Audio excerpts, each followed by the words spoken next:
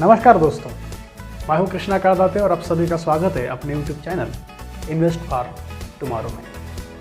Friends, last के video में हमने चर्चा की थी कि म्यूचुअल फंड में सिप यानी कि SIP that is systematic investment plan, और वो कुछ सालों में उसके स्टैंडर्ड टाइमिंग में या आइडियल टाइम में इनकम को दुगना तिगना चौगुना कितना बनाता है, करोड़ों में उसको कन्वर्ट करता है, ये हमने देखा था।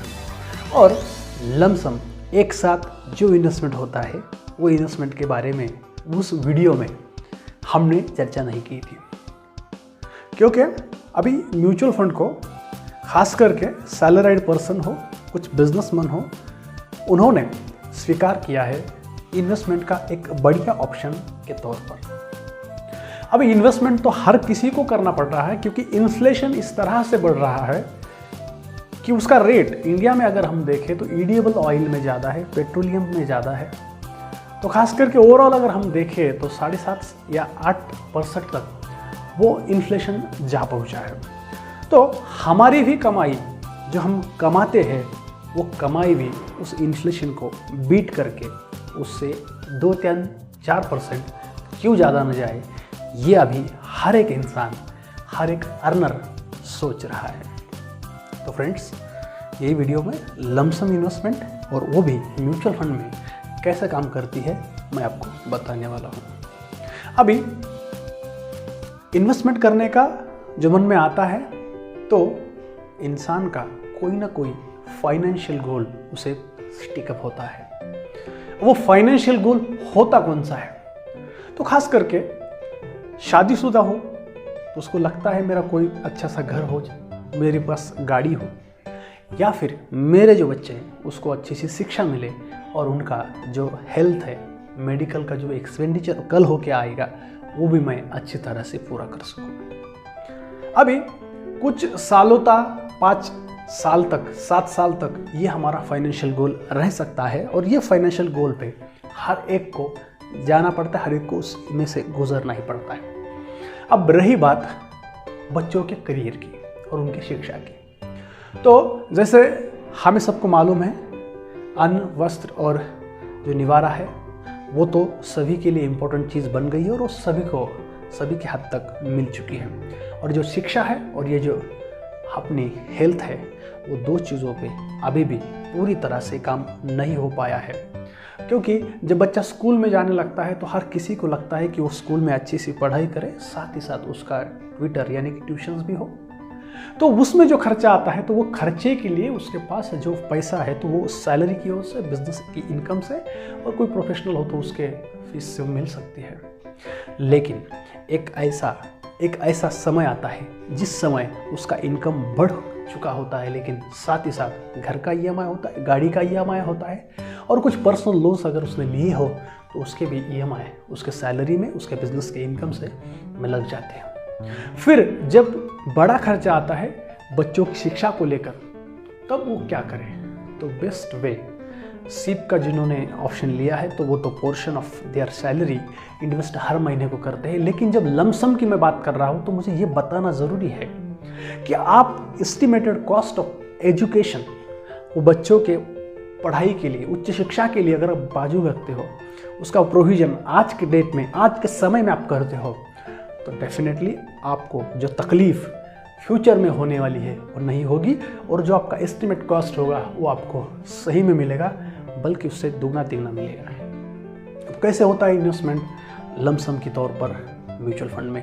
तो सीधी सी बात है, आप आज के डेट में जिस उच्च शिक्षा के लिए बच्चों को खर्चा लगता है, घर का कॉस्टिंग आज के डेट में जितना हो, और कई सारे फाइनेंशियल गोल का आज का कॉस्टिंग अगर आप निकालते हो, कोई बड़े शहर में अगर बच्चों को मेडिकल की पढ़ाई को भेजना है तो 7, 8, 10 लाख के ऊपर अगर वो पढ़ाई में पढ़ता है और अच्छे मार्क्स लेके, स्कोर लेके गवर्नमेंट के स्कूल में, गवर्नमेंट के कॉलेज में शिक्षा लेगा, तो उसको ये 15-20 लाख नहीं, लेकिन 10 लाख तो कम से कम लगने वाले हैं।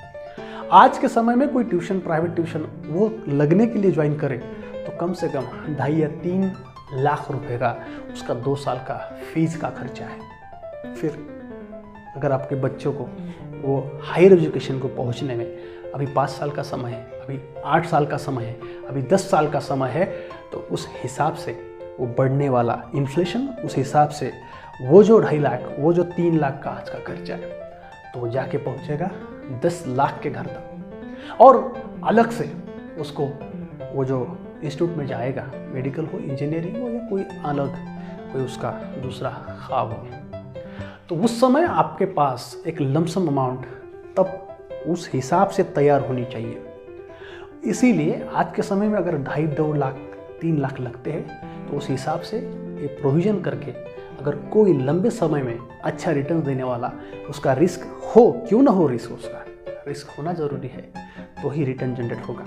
और वो इक्विटी ओरिएंटेड फंड हो, या फिर इक्विटी में साथ ही साथ डेट का भी कोई पोर्शन हो, तो वो बैलेंस एडवांटेज क्यों ना हो। तो इस हिसाब से अपने फाइनेंशियल कंसल्टेंट से बात करके या फिर खुद ही कुछ एनालिसिस करके वही हिसाब से फाइनेंशियल गोल से अगर आपका पैसा वहाँ पर इन्वेस्ट करते हो और उसको वो गोल को उस पैसों के हिसाब से असाइन करके उसको रखते हो, तो सही मायने में आपको वही टारगेट के हिसाब से आपको रिटर्न ज़रूर देगा। कई बार ऐसा होगा कि कुछ अनसर्टेनिटीज़ तैयार हो जाएगी, फिर भी कोई विषय नहीं है। अनसर्टेनिटी जब तैयार होती है तो को 2-3 साल के इनकम को, 2-3 साल के इंडेक्सेशन को या फिर सेंसेस को आगे पीछे कर सकती है, लेकिन एक आइडियल टाइम अगर उसका गुजर जाता है, 5-7 साल के ऊपर चली जाती है, तो डेफिनेटली आपको वो बेनिफिट देके जाती है, आपके टारगेट गोल को पूरा करके ही हो जाती है। दोस्तों, इस विषय में म्यूचुअल फंड का लमसम मैंने आपको बता दिया है। कई सारे ऑप्शंस उसमें अवेलेबल होते हैं। वो लमसम आप अगर 2.5 लाख की जगह 2 लाख, 1 लाख भी डालते हो और उसको टॉपअप के तौर पर हर साल में 10%, 15% या फिर 20, 60 अप टू 60% तक उसमें अगर आप इंक्रीज़ करते हो, तो आपका उसमें 100% मैं तो बोलता हूँ कि बेनिफिट फ्यूचर में होने वाला है। दोस्तों, उम्मीद करता हूँ कि आपको ये वीडियो अच्छा लगा होगा। बहुत सीरियस विषय आप सोचते होंगे, समझते होंगे, लेकिन अगर हम ऐसा सोचें कि हमें आम के फल खाने हैं, तो ऐसा नहीं होता है कि आज बीज बोए और कल मुझे उसके फल मिले। तो प्लानिंग ये बहुत बड़ी चीज़ होती है। वो अगर समय में आप करते हो तो डेफिनेटली आपके अनसर्टेनिटीज़, कॉम्प्लिकेशंस फ्यूचर में कम होने वाले हैं। इस तरह से मैं उम्मीद आपसे फिर से करता हूँ कि आपको वीडियो पसंद आया होगा। अगर ये वीडियो सही में आपको पसंद आया है तो लाइक करना ना भूलें, और अभी भी आपने इस चैनल को सब्सक्राइब नहीं किया है तो सब्सक्राइब करके बेल आइकन को क्लिक करो, ताकि आपको नई वीडियो सबसे पहले मिले। और आप सभी को शेयर करिए, यही आपसे गुजारिश है। तब तक के लिए मिलते हैं नए वीडियो में। तब तक के लिए थैंक यू, धन्यवाद।